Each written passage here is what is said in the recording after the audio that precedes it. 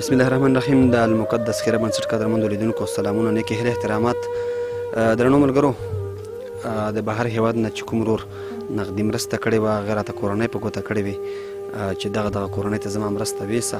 په هغه کورنۍ کې یوه داسې بې سرپرسته کورنۍ وه چې نن ورته راغلی یم. دغه مورکۍ چې ده د دې هېڅوک نشته، دومره څوک هم نشته چې د بازار نه ورته په پیسو باندې سودا راوړي. پیسې خو به هسې هم ورسره نه وي، ځکه چې دا به یې له کومه کړي، د ګټې وټې څوک نه لري. بې سرپرسته مورکۍ دغلته په یو پردي کور کې اوسېږي. دغه وړوکې کوټه او دغه انګړ او د هر څه یې تاسې ولیده.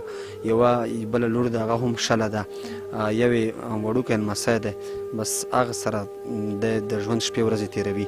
نو ډېر ملګري به یې پېژنئ.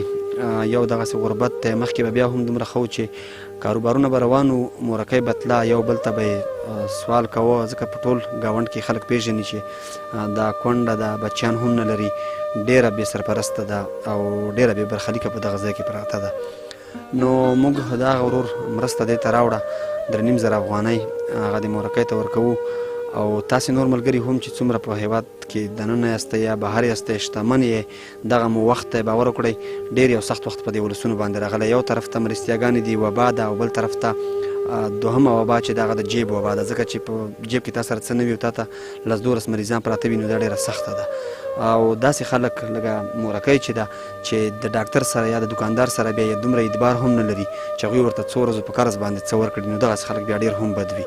نو تاسې درانه ملګري، څومره شتمن ورونه چې هغوی دغسې وخت کې ملا وتړی را سره، دغسې کورنیو ته نورې ویډیوګانې به تاسې کتلې وي، په لږه منډه ترړه باندې د څو ملګرو په مرسته باندې دلته تقریبا 700 مریضانو ته ګټه ورسېده، ځکه چې هغوی سره پیسې نه وي، په کور کې پراته وو. نو د 2-3 ملګرو په مرسته باندې الله رب العزت 700 نفرو ته خیر ښېګړه ورسوله او هغوی له الله رب العزت شفا ورکړه. نو درنو ملګرو، که نور څه در سره نه وي، دغه ویډیوګانې تاسې لایک کړئ او د هغه شتمنو خلکو سره یې شریکې کړئ. کوم ملګري چې تاسې پېژنئ، کیدای شي تاسو په شیر باندې که هغه مرسته وکړه، تاسو هم ورسره په ثواب کې پوره شریک شوئ. نو درنو ملګرو، د هغه ورور مرسته چې ده، د هغې 3,500 افغانۍ دې مورکۍ ته سپارم. 1000 2000 3000 3,500 روپۍ شوې مور.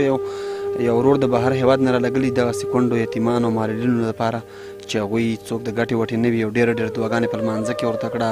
په دې الله دې خوشحاله کړه، الله ډېرې ورله ورکړه، نور یې الله دې موږ سره خوشحاله کړي. الله پاک روزګار دې یوه مخه مه بندوي ستاسو ټولو.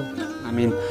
درنو ملګرو، د دې نه غټ ثوابونه او اجرونه او دعاګانې نور نشته چې کله مورکۍ په دې باندې خوراک راوړي او خپل هغه معذوره لور ته یې کېږدي او خپل هغه وړوکي نمسي ته.